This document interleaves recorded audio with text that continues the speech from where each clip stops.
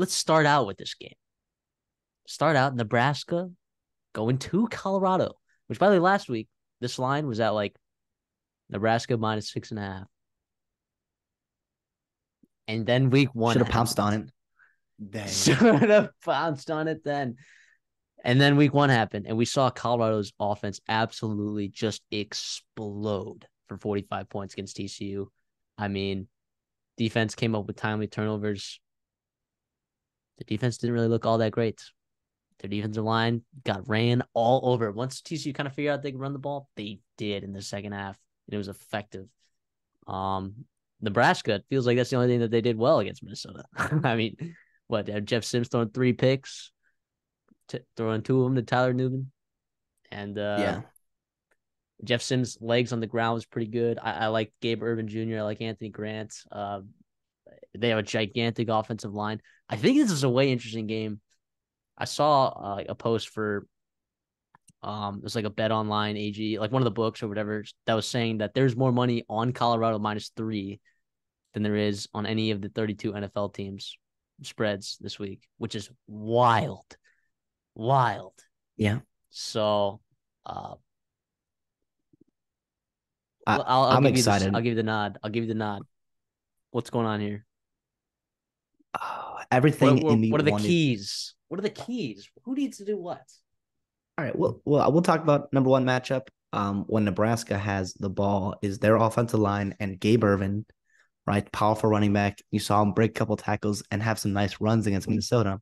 How can he control the game and that offensive line control the pace of the game against Colorado?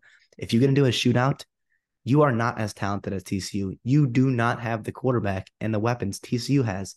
Isaiah Garcia, you're one of your leading receivers out for the year. He's done. That's tough. I think the key for Nebraska is going to be able to slow down the game. And with the accelerated game clock and all the new rules this year, that's kind of to your advantage. You know, you can take advantage of that, churning out long possessions and shortening the game. And then on the flip side, Nebraska's got a really good secondary. If you want to hang your hat on a spot in your defense that you believe in, is your secondary, I think, for Nebraska. And even though the offense or the defense of line stopped the run against Minnesota in week one, Colorado doesn't really care about running, not to the extent that Minnesota does or some other teams that Nebraska will play later on. It's going to be about limiting explosive plays with Shedeur Sanders, keeping him in the pocket, getting pressure on him, and then also not letting yourself be one-on-one with Jimmy Horn and Travis Hunter. You can have, and even Weaver too. I mean, that's the problem. They got some matchup nightmares, but Nebraska's defense certainly better than TCU's. That's what I'm looking for. I think that secondary matchup with the talented receiving cores and offensive skill weapons that Colorado has, I think is going to be awesome. And I think also the atmosphere at Folsom Field is going to be rocking. I think I can't wait. I think credit to Deion Sanders week one, credit to Fox. It's going to be a fantastic atmosphere, and I'm certainly going to be up and ready for that game at 11 a.m., 10 a.m. 10 a.m. Central, or what's it, local time? 10 a.m. But they're going to be ready to go there in Colorado.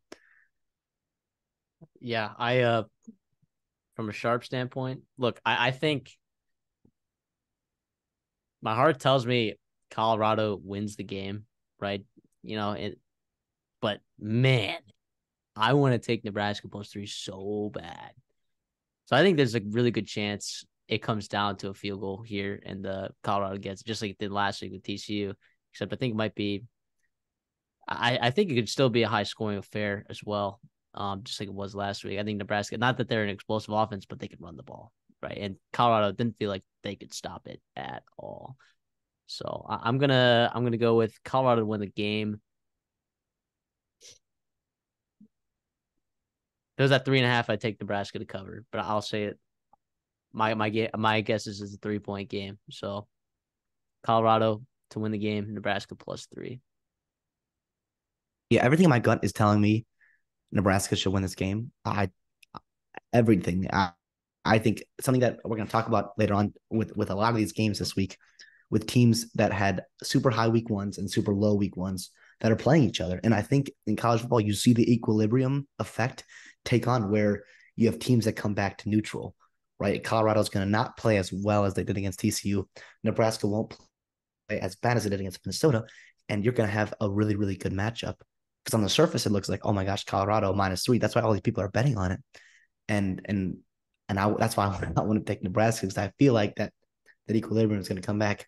The problem is Deion Sanders and his effect, and the talent, the upper echelon talent that Colorado has is better than Nebraska, right? So it's going to be hard to bet against Deion and Travis Hunter and Shedeur Sanders. So Colorado at home, better quarterback, most talented player in the field on both sides of the ball, with Travis Hunter playing both ways. Give me Colorado to win and Colorado to cover.